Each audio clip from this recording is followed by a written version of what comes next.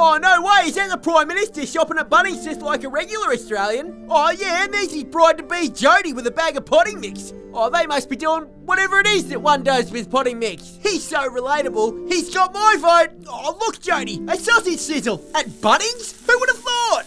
One sausage, please, sir. $2, mate. Hope you've got some change for my good friend Banjo Patterson here. No, mate, no cash. Read the sign. Card only? What? That's so unorthodox. Alright, well let me just put that on the credit card. Hang on a second, this says $2.05. This is a scam. Hey, mate, that's just the surcharge. A surcharge?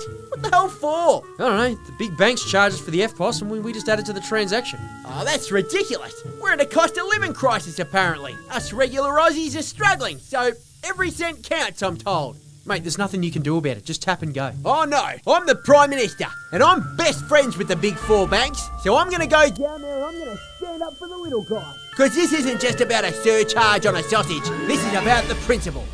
Mate, either buy a sausage or off. Yep, okay, sorry, yep, I'll be right back. Listen up, big four banks, I've got a bone to pick with you. Hey guys, look, it's Anthony Albanese. Hello, Elbow.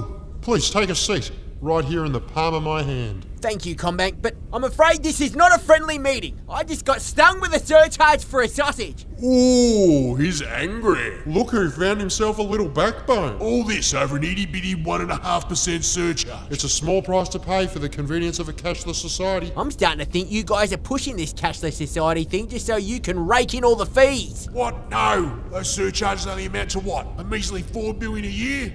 Nothing. Times are tough, Elbow. We only made $32.5 billion in profit last year. Between us. Poor Westpac here only profited $7 billion. It's pathetic. So embarrassing. It's not easy under Albanese.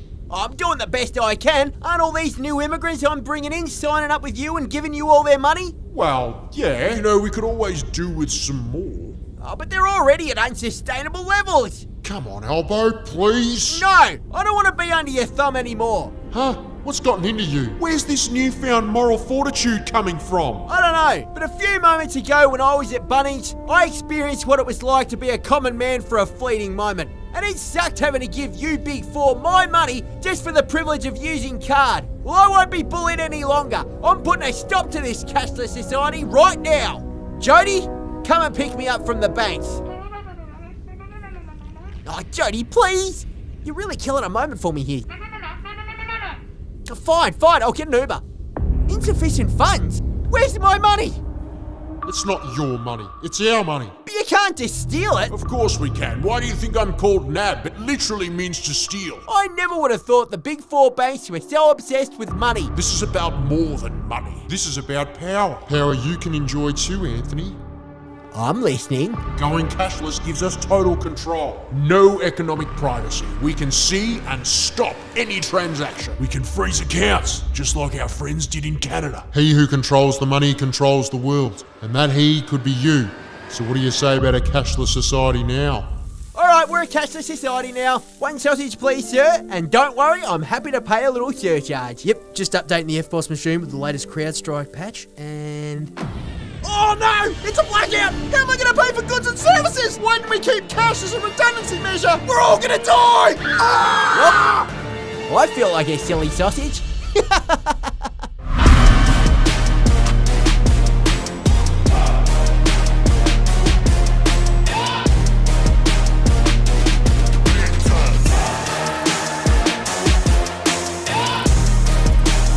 Authorised by D. Huxium for Pauline Hanson's One Nation Brisbane.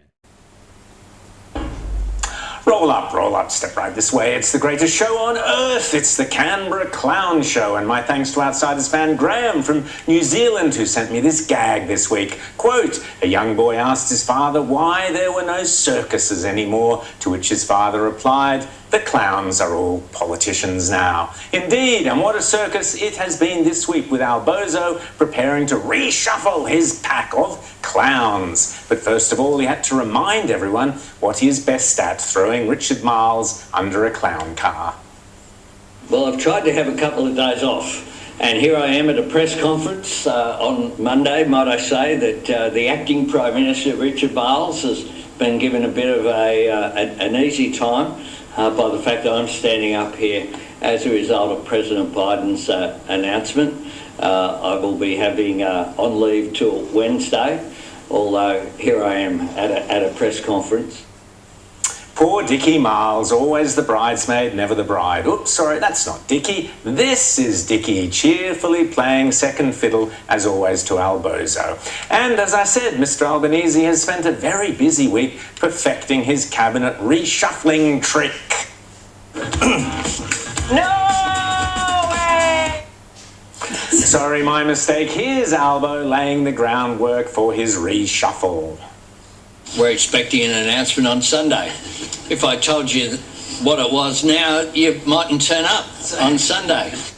Haha, killer gag. Indeed, well, it's Sunday now and we're expecting his reshuffle very soon. But what we already know is, according to the conversation, that, quote, Cabinet Ministers Linda Burney and Brendan O'Connor are standing down from the front bench, opening vacancies for Anthony Albanese to reshuffle his ministry, according to the Sydney Morning Herald. Home Affairs Minister Claire O'Neill is set to have Australia's national security taken out of her hands, whisked out of her hands. Oh dear, can't think why that is, as Prime Minister Anthony Albanese tries to offset political damage caused by Labor's management of immigration issues. I think, SMH editor, you mean Labor's mismanagement. Otherwise, why would you need a reshuffle? Quote, rumours have swirled for months, according to the SMH, that O'Neill would be shifted into a new portfolio. Well, hang on, if she's such a dud in that job, why on earth would you reward her with another job? Poor old Albozo's problem is he's trying to deal himself a decent hand with a bunch of jokers and two of clovers. But here's the bit that really gave me a good laugh. According to the same report, quote, Agricultural Minister Murray Watt is widely viewed as a minister likely to be given a new portfolio, and there is a distinct possibility Giles or O'Neill's responsibility could be transferred to Watt, quote. That's right, one of our favourite clowns here on Canberra Clown Show.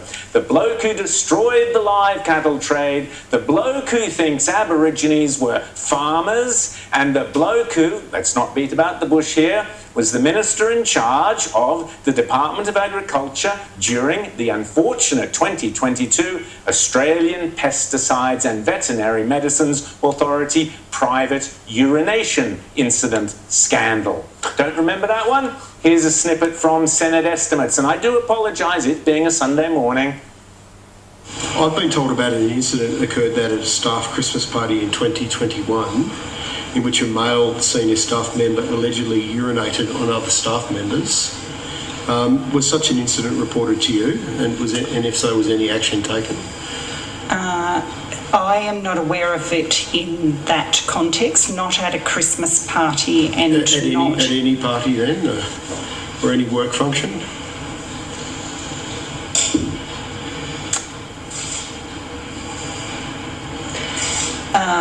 I am aware of an incident that occurred in a private capacity.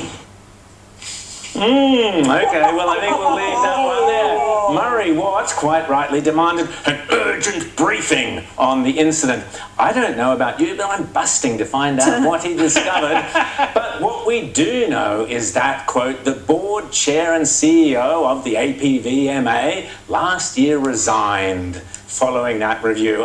Canberra bureaucrats, don't you just love them? Meanwhile, what we do know about the reshuffle is that Linda Burney, the gal who put the Gucci into Gadigal land, won't be part of the shiny new cabinet because she's had enough of the Canberra circus and she's heading off to pastures new. We wish her well. Here's Albo citing Miss Burney's phenomenal list of achievements during her time on the public purse. Linda Burney has a lifetime of achievement through her actions, through who she is. Okay, well, I guess these days just being yourself counts as a major achievement. But let's be frank here, as we like to be on this show. Linda Burney will best be remembered by Australians as the minister responsible for selling the voice to the people of Australia, who spectacularly failed to sell the voice to the people of Australia. Yet, Here's the disconnect from reality that is the hallmark of the Albanese Clown Show. In singing Linda's praises, Albo as good as admits why we never needed a voice in the first place. Because thanks to the good people of Australia, all our state and federal parliaments already have lots of talented Indigenous representation. We talk about the federal parliament having multiple representatives in our caucus, as well as state parliaments around the country. There has been extraordinary change, and change doesn't happen. Good people make it happen.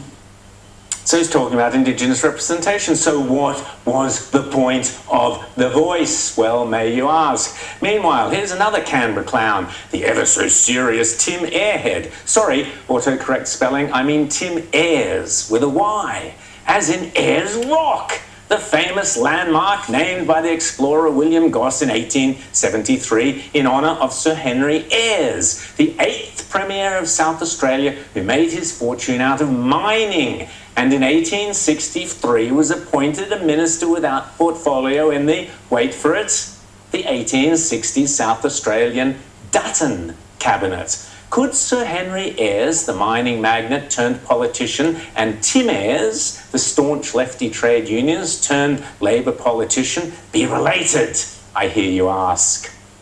And if so, should Tim Ayres now change his name to the more appropriate Tim Uluru?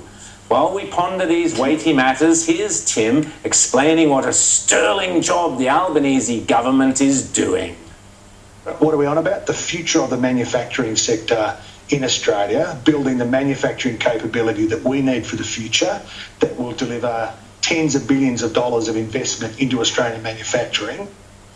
Wow, spoken just like Sir Henry Ayres would have spoken, I imagine, except Tim Ayres and Sir Henry Ayres have different spelling. But what a load of nonsense Tim was spouting there. In April, we learnt that, quote, the number of businesses in external administration in Australia has hit a record high, according to Creditor Watch. Quote, the Albanese government has been driving up the cost of living at the same time as driving out manufacturing and driving out investment because of the exorbitant cost of energy, wages, red, black and green tape, and the unbearable cost of doing business in Australia, largely thanks to, but not exclusively, insane net zero policies. Future made in Australia, don't make me laugh. Not under these clowns. Earlier this year, Hanwha Q-Cells Australia, a major player in the Australian solar market, ceased operating in Australia. And they weren't alone. Sun Cable was another, Tesla, Polestar, the list goes on.